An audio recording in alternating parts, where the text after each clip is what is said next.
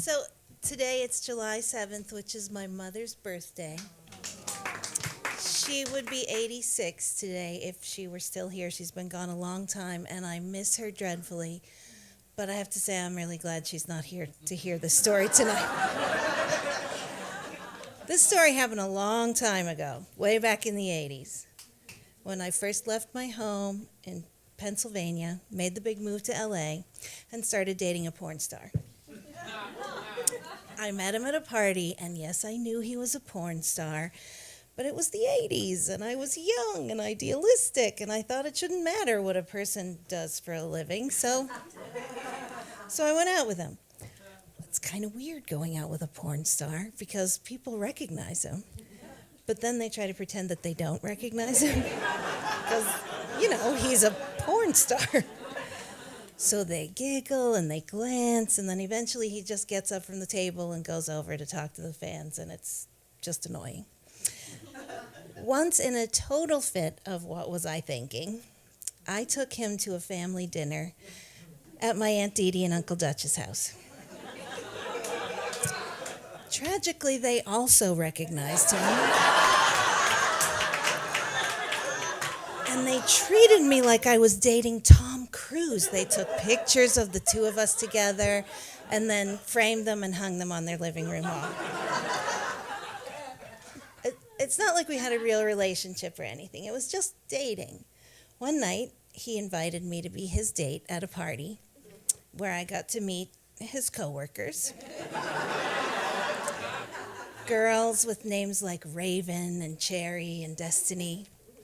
These amazing, shiny creatures with fake hair and fake tans and fake boobs and fake nails. They were actually more Barbie doll than human. And I was this little Irish Catholic girl from Pittsburgh. If I had to describe myself as a doll, I'd say I was kind of a Cabbage Patch type. I tried my best to fit in at the party. There was music and booze and the white powdery stuff because, it was the 80s. The music got louder, and the girls got up and started to dance. Just the girls. I was thinking, this is just like high school. The guys sit around, the girls got up and danced together. Well, I love to dance. So I got up and joined in. Don't you want me, baby? Don't you want... And then they started taking their clothes off. And I was thinking, this is not like high school. Because they started doing stuff to each other. Stuff involving like back bends and other types of contortions. And those girls can do things with their bodies. I know none of you people here tonight know what I'm talking about, but just take my word for it. Those girls can do things. Of course I felt inferior, and it's not like I was wondering, gee, did he sleep with her? Because I know he slept with her. If I wanted to, I could stop by the video store, pick up a movie, and watch the whole thing frame by frame. Because it was the 80s and there were video stores. And yes, I had sex with him. And honestly, it was okay. Not amazing. I had to do a fair amount of deep breathing because there's a reason he's a porn star. So I had to grapple with this thing that was kind of like two beer cans stacked on top of each other. And overall, it just felt so rehearsed.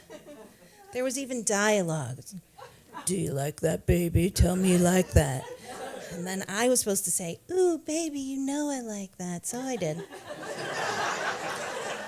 The whole thing just kind of lacked spontaneity. Sex with him was like being on an amusement park ride.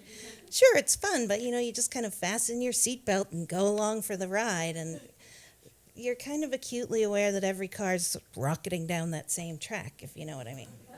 Not that it wasn't exciting. It's just when it was over, I found myself thinking, I'm glad I'm not one of the people who waited 45 minutes in line for this.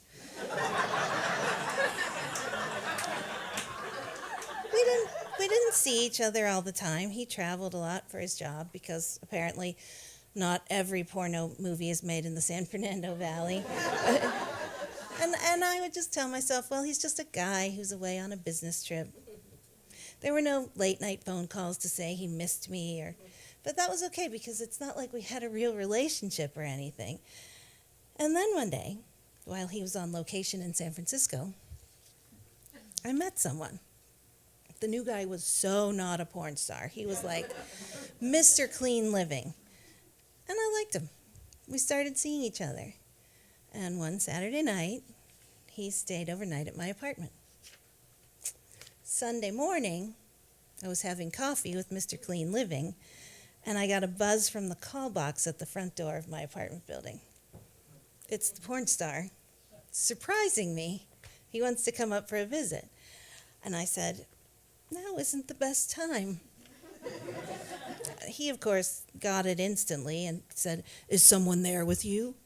And I said, actually, I do have a friend here right now. And then he said, are you screwing him? I don't believe this. Are you sleeping with him? I tried to get him to calm down because he was, after all, screaming into the call box at the front door of my apartment building. But he would not calm down. Oh my God, you're fucking him? I can't believe you would do this to me. I really cared about you, but it's over. Because I'm not fucking anyone but you. Outside of work, I mean.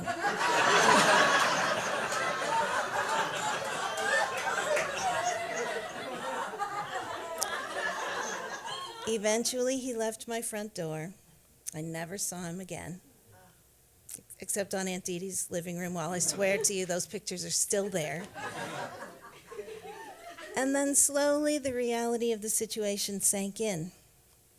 My boyfriend, the porn star, broke up with me because I was too promiscuous.